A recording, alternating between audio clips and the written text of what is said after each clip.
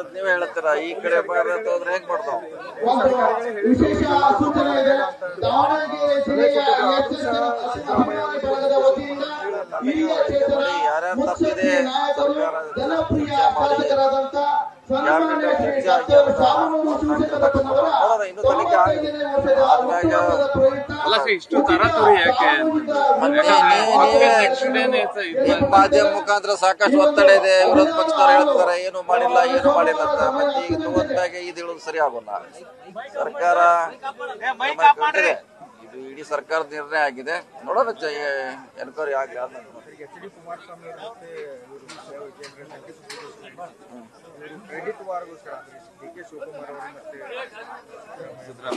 ಇಲ್ಲ ಆಗಿದೆ. ಅದೇ ಎನ್ಕ್ವೈರಿಯಲ್ಲಿ ಬರ್ತೈತೆ ನೋಡೋಣ. ಎನ್ಕ್ವೈರಿಯಲ್ಲಿ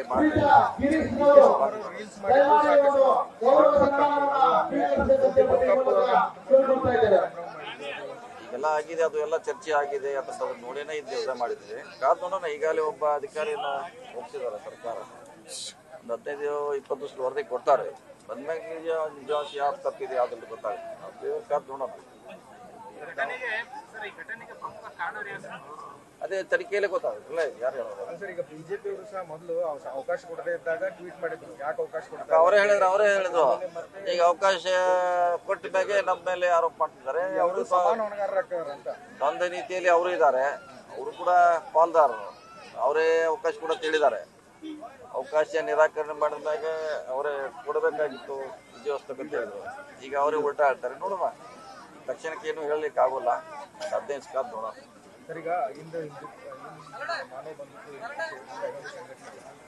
ಉತ್ತರ ಕರ್ನಾಟಕ, ಕಲ್ಯಾಣ ಕರ್ನಾಟಕದಲ್ಲಿ ಹೆಚ್ಚಾಗಿ ಈಗ ಮಧ್ಯ ಕರ್ನಾಟಕ ಚಿಕ್ಕಬಳ್ಳಾಪುರ ಎಲೆಕ್ಷನ್ ಬಳಿಕ ಮಧ್ಯ ಕರ್ನಾಟಕದಲ್ಲೂ ಸಹ ಸಾಕಷ್ಟು ಎಲ್ಲ ಕಡೆ ಮಾಡ್ತೀವಿ. ಎಲ್ಲ ಕಡೆ ಅದು ಇತಿಹಾಸ ಹೇಳಬೇಕು.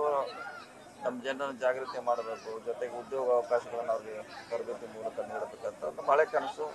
ಅದನ್ನೆಲ್ಲ ರಾಜ್ಯಕ್ಕೆ ತುಂಬ ವ್ಯಾಪ್ತಿಗೆ ವಿಸ್ತರಣೆ ಮಾಡ್ತಾರೆ. ಇದೇ ಸಮುದಾಯ ಭವನದಲ್ಲೂ ಸಹ ಇಲ್ಲಿ ಯಾರು ಅವಕಾಶ ಕೊಟ್ಟರೆ ಈ ಭಾಗದ ಜನ, ಈ ಭಾಗದ ಸುತ್ತಮುತ್ತನವ್ರಿಗೆ ಒಂದು 20 ಡೇಸ್ ಬೇಕಾದ್ರೆ ತರಬೇತಿ ಕೊಡ್ತೀವಿ.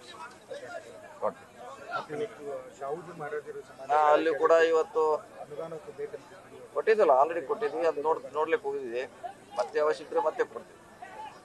ಸರ್, ಸಮೀಕ್ಷೆ ಅಂತ ಬರ್ತಾ ಇದೆ ಸರ್. ಯಾವ್ದ್ರೆ ಮಾಡ್ತಿದ್ದಾರೆ, ಅವರು ಮಾಡ್ತಿದ್ದಾರೆ. ಅದಕ್ಕೆ ಇನ್ನು 8 ತಾರೀಕುವರೆಗೆ ಗಡುವು ಕೊಟ್ಟಿದ್ದಾರೆ. ಆದ್ಮೇಲೆ ಅಂತಿಮವಾಗಿ ಸರ್ಕಾರ ನಿರ್ಧಾರ ಮಾಡ್ತಾರೆ. ನ್ಯೂಸ್ ಫಸ್ಟ್, ನಿರ್ಭೀತಿಯಿಂದ ನಿಮ್ಮ ಪರವಾಗಿ.